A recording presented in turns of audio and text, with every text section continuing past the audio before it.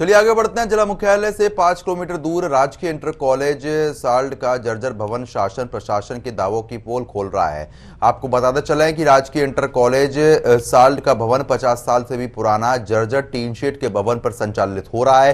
Tin shed की बल्लियां टूट चुकी है। वर्षों पुरानी टीन शेड पर बड़े बड़े छेद होने के कारण जब बारिश होती है तो पानी कक्षाओं में और लैब समेत स्टाफ रूम में भर जाता है। यही नहीं, वर्चुअल क्लास के कंप्यूटर त्रिपाल से ढके हुए हैं। छात्र छात्राओं और शिक्षकों के सामने बारिश में ये काफी बड़ी समस्या आ जाती है। मॉडल और हाईटेक शिक्षा का दावा करने वाला सिस्टम और शिक्षा के मामले में प्रदेश का चौथा स्थान पर पहुंचने वाला डबल इंजन की सरकार का जनपद उत्तरकाशी राजकीय इंटर कॉलेज साल्ट के टीन शेड के भवन देखकर पोल खुलती हुई इसकी नजर आ रही है।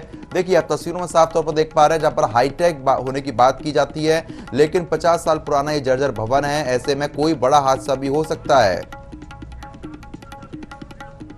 और इसी बीच उत्तरकाशी से हमारे संवाददाता हेमकांत हमारे साथ जुड़ गए हैं। हेमकांत, जिस तरीके से ये तस्वीरें सामने आई है, खबर सामने आई है,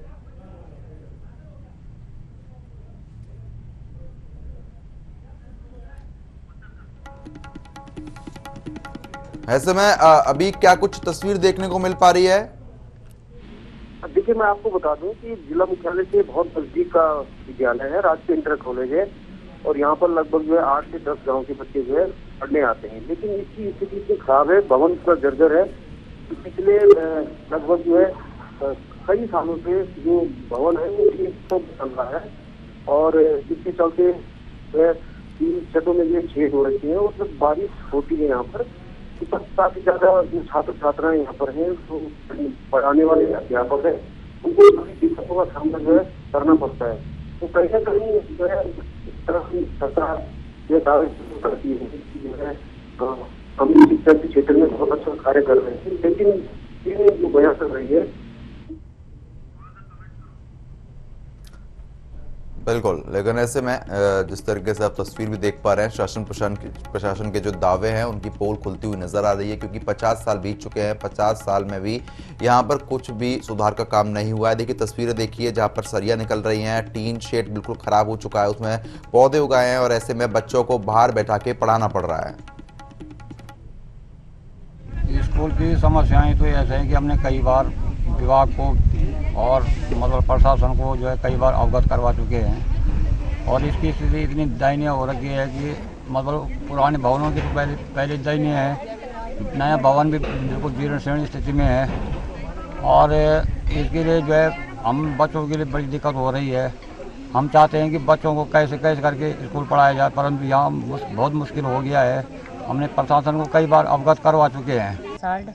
मैं शासन प्रशासन से यह पूछना चाहती हूँ, यह गुहार लगाना चाहती हूँ कि इस 2010-11 में जो 98 लाख रुपए आ चुकी थी, जो कि आज जो अधूरा भवन छूट रखा है वो खंडर की स्थिति में है, और जो पुराने भवन थे वो भी जीर्ण शीर्ण हो चुके, कि हमारे बच्चों को बैठने की परेशानी हो रही है। बच्चे पठन पाठन तभी कर पाएंगे जब उनके लिए ऊपर से छत होगी और नीचे के लिए आसन शुद्ध होगा।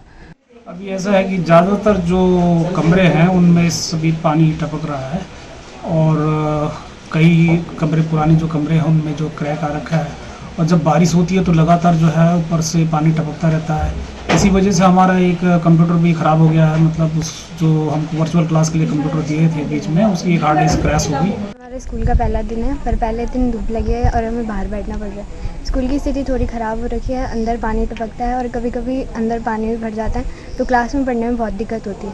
बड़ी मुश्किल से क्लास में बैठ पाते हैं, तभी भी पढ़ाई ढंग से नहीं हो पाती है उसकी वजह से, क्योंकि स्थिति ख़राब है। तो आज धूप लगी है इसलिए हम बाहर बैठे हैं, पर जब बारिश होती है तो बहुत दिक्कत होती है। हमारे स्कूल के लैब की हालत बहुत बुरी है। आज हमारे स्कूल का पहला दिन है, तो हम लैब में सफाई करने गए। वहाँ देखा तो ऊपर से जो मीन लकड़ी है जिसपे पूरी टीन अटकी हुई है, वो सारी सड़कें झड़ी हुई है, जिसके कारण क्लास में जाने से डर लग रहा है। और आज हमारा पहला दिन, इसीलिए धूप लग रखी है। धूप के लिए हम बाहर बैठे हैं। यदि बारिश लगेगी तो हम अंदर बैठने की स्थिति नहीं रहेगी।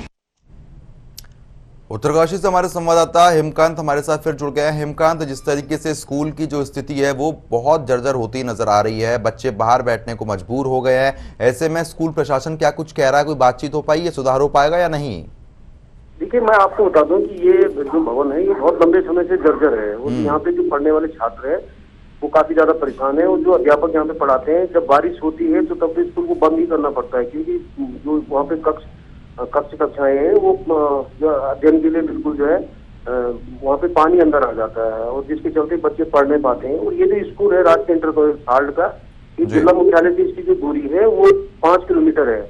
तो सरकार जो दावे जरूर करती है कि हम शिक्षा के क्षेत्र में बहुत अच्छा कार्य कर रहे हैं, लेकिन जो तस्वीरें हम देख रहे हैं किस प्रकार से जो है भवन जर्जर है, बच्चे जो खुले आसमान के नीचे जो पढ़ने को मजबूर हैं। क्योंकि कल तो मैं आपको बता दूं कि बारिश नहीं हो रही थी तो अध्यापकों ने छात्रों को खुले मैदान में जो है पढ़ा रहे हैं, लेकिन जब बारिश होती है तो स्कूल को बंद करना पड़ता है।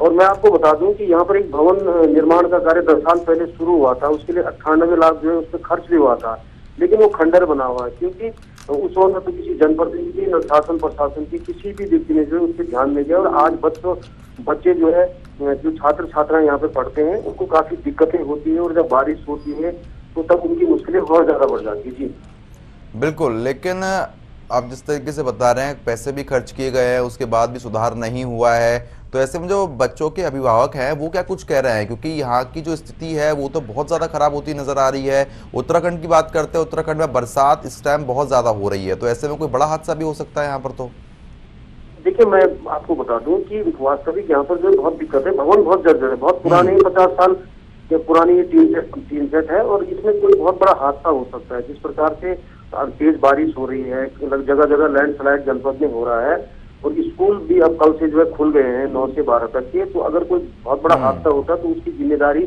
कौन लेगा, ये तो सबसे बड़ी बात ये है। दूसरी चीज मैं आपको बता दूं कि लगातार अभिभावक जो स्थानीय अभिभावक है, जनप्रतिनिधि है, वो मांग कर रहे हैं कि भवन नव निर्माण होना चाहिए भवन का, लेकिन वो आज तक नहीं हो पाया। अब अभिभावकों की मजबूरी है, उनका कहना यह है कि 10 दिन का समय उन्होंने जिला प्रशासन को या विभाग के अधिकारियों को दिया है कि 10 दिन में अगर व्यवस्था दुरुस्त नहीं होती तो हम अपने बच्चों को लेकर जो है जो मुख्य शिक्षा अधिकारी का जो कार्यालय है वहाँ पर अपने बच्चों को वहीं ले जाएंगे और वहीं पर जो है बच्चों का अध्ययन करवाएंगे। क्योंकि हम क्षेत्र के लोगों का कहना है कि हम बहुत ज्यादा परेशान हो गए, बच्चे हमारे पढ़ नहीं पाते हैं क्योंकि बारिश का मौसम लगातार रहता है, तो जिसके चलते कई दिनों तक जो है स्कूल बंद रखना पड़ता है। तो क्षेत्र के जो जनप्रतिनिधि है उन्होंने लगातार वो मांग कर रहे हैं और बहुत पुराना विद्यालय है राजकीय इंटर कॉलेज साल्ट का, इसकी महज दूरी जिला मुख्यालय से 5 किलोमीटर है और सरकार दावे बहुत ज्यादा करती है कि हम जो है शिक्षा के क्षेत्र में बहुत बड़े बड़े काम कर रहे हैं, प्रदेश को